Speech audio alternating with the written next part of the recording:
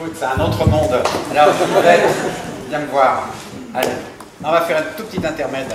Parce que, alors, on n'a pas d'élu rennais, je crois. Non. Alors, on a Yvette Jagy, qui a été maire de Lausanne, présidente de la fondation Pro Helvetia, qui est une grande politique suisse, qui a donc énormément travaillé justement sur tous les problèmes qui existent en Suisse. Vous voyez, cette consultation par votation. Ce qui est assez drôle, c'est que nous, notre travail, ce qu'on fait en France, est peu observé, parce que voilà, la démocratie participative française n'est pas comme ça, et on a souvent été voilà, observé par Laurette Cohen, qui est ici, qui est journaliste. Et donc, moi, j'ai rencontré Yvette grâce à Laurette, et comme hier, Yvette a posé cette question par rapport à tous ces outils qui nous contrôlent tout le temps. Voilà, elle a posé la question de fond, et le vote dans tout ça, et le vote électronique. Et ce matin, donc, au petit déjeuner, on en a parlé, et moi, je voulais qu'elle intervienne justement comme élue, puisqu'elle a dû participer à des commissions pour légiférer pour l'utilisation de certaines choses. Et c'est vrai que les temps ne sont pas les mêmes. Le temps de la discussion des nouveaux textes s'adaptant aux nouvelles technologies, et quand le temps de cette discussion, on va dire démocratique, parce qu'elle est quand même une discussion collective, elle est en décalage avec, avec la technique. Voilà. Alors, donne-nous un avis sur ça, là. Oui. D'abord, c'est pas un test, hein, mais qui c'est qui était là hier après-midi? Ah, la majorité, c'est bien. Alors, on va tous parler la même chose. J'aimerais quand même d'abord enchaîner sur ce qui vient de nous être présenté, et le contraste avec la langue de bois, etc. Hein? Ici, on est non, je dis pas anti, je dis non institutionnel. Les élus, par définition, ils sont institutionnels. C'est-à-dire qu'il y a la notion de temps, qui est une notion super importante en politique, la notion de rythme aussi, ça veut dire à quelle vitesse le temps se déroule. Elle est tout à fait différente. Dans une assemblée d'élus et dans une institution générale, il y a une chose qui compte, c'est la pérennité. Il faut que l'institution soit pérenne, c'est-à-dire qu'il faut que la République dure. Il faut que le fonctionnement d'une collectivité ne soit pas haché, ne soit pas interrompu. Il faut qu'il y ait une continuité dans le temps. Et par conséquent, toutes les discussions doivent avoir un suivi et doivent être, d'une manière ou d'une autre, mémorisées. C'est-à-dire qu'il y a une différence essentielle entre aujourd'hui, où on apprend des masses de choses, et on entre, puis ça filtre, et il reste une partie. Je ne veux pas la quantifier, mais c'est certainement mineur. Mais c'est frappant, parce qu'on découvre des choses et elles sont mémorisées.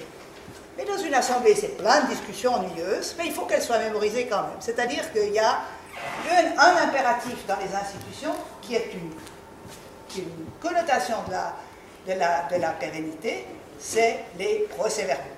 On doit tenir des procès-verbaux. On doit savoir ce qui s'est dit au mot près. Et puis, il y a des archives. Après, 300 ans plus tard, on peut retrouver les discussions. Alors, évidemment, vous parliez des micros. C'est clair, il faut un micro. Derrière chaque micro, il y a un enregistreur. Et puis, l'enregistreur, après, il y a quelqu'un qui fait l'interprétation, ou pas. Enfin, je veux dire, maintenant, ça se fait heureusement assez automatiquement. Mais les kilos de données, enfin, qui se réunissent ainsi et qui doivent être d'une manière ou d'une autre ensuite exploitables, c'est une contrainte incroyable. Alors, en Suisse, on a un système assez compliqué qui est basé sur, disons, une démocratie plus directe qu'ici en France, et surtout beaucoup plus décentralisée. Il y a 3 niveaux de démocratie complète, c'est-à-dire avec les 3 pouvoirs, exécutif, législatif ou réglementaire, et judiciaire. Le parti le plus important, c'est les cantons, c'est-à-dire les États fédérés qui composent la Confédération, laquelle est un État fédéral ou fédératif plutôt, et puis, mais qui a un pouvoir subsidiaire. Et puis les communes qui ont elles aussi leur assemblée de communes, leur municipalité, c'est-à-dire leur gouvernement communal. À ces trois niveaux, il y a des responsabilités importantes, il y a toute la paperasserie, toutes les discussions, tous les procès-verbaux, tout le formalisme qui fait que la démocratie est freinée, mais elle est aussi accélérée en Suisse par le fait qu'il y a toujours, ou accélérée, ou en tout cas, elle a un fonctionnement intéressant, parce qu'on peut toujours, par derrière, le peuple peut toujours, par devant, lancer des initiatives sur lesquelles on vote après, ou par derrière, lancer un référendum et disant au Parlement correspondant, vous avez voté une loi, mais pas... Il faudrait quand même que le peuple se prononce là-dessus. Alors on fait un référendum, on rassemble des signatures et puis on vote là-dessus. Alors c'est intéressant parce qu'il y a comme ça des arythmies incroyables qui font que la Suisse est certes un pays d'horloger, c'est-à-dire un pays où la précision compte, mais pas la durée. Alors on est très précis, mais ça peut s'éterniser. Et ça signifie que pour tous les domaines de législation où la technologie joue un rôle, ça veut dire où l'avance, le progrès, ou en tout cas les modifications technologiques jouent un rôle, eh bien le législateur est toujours en arrière. Il perd du terrain au fur et à mesure de ces développements. Plus les développements sont rapides, plus le législateur qui travaille à son rythme, au niveau fédéral par exemple, on a deux chambres. La Chambre des députés s'appelle le Conseil national, le Sénat s'appelle le Conseil des États, et ces deux chambres doivent s'entendre, mais à la virgule près sur un texte, pour que ce texte puisse être voté par les deux, et puisse, le cas échéant, entrer en vigueur pour autant qu'il n'y ait pas un référendum. Alors, évidemment, c'est une histoire de gendarmes et de voleurs. C'est une histoire de marioles, de malins, et de gros pieds par derrière. Et donc, le gendarme est toujours en retard sur le voleur et le réglementeur est toujours en retard sur la matière à réglementer. Alors, bon, ça se trouve que ce qu'on vient d'entendre n'a pas besoin d'être réglementé, sinon peut-être pour des raisons auditives, mais ça c'est des basses, c'est pas spécifique à ce qu'on vient d'entendre. Alors, c'est égal. Mais ce qu'on a entendu hier, et ça c'était important, c'était l'individu augmenté, ou l'individu qui, jusque dans son intimité, est découpé en tranches, chaque tranche est saisie pour elle-même, forme un lot de données, un paquet de données, qui sont, d'une manière ou d'une autre, stockées, ce qui n'est pas en soi très grave, mais croisées entre elles, ça devient évidemment un portrait extrêmement intéressant pour les gens du marketing, intéressant pour les gens de la politique, enfin, pour tous ceux qui veulent utiliser les données à des fins commerciales, c'est-à-dire de vente, repérer des clients, ou à des fins, par exemple, politiques, repérer des électeurs. Et quand on voit à quelle vitesse ces données sont rassemblées, parce qu'elles ont notre corps, c'est intermédiaire, notre corps comme support, ou plus riche encore, les vêtements dits intelligents, eh bien on s'aperçoit que la personne est en quelque sorte transparente.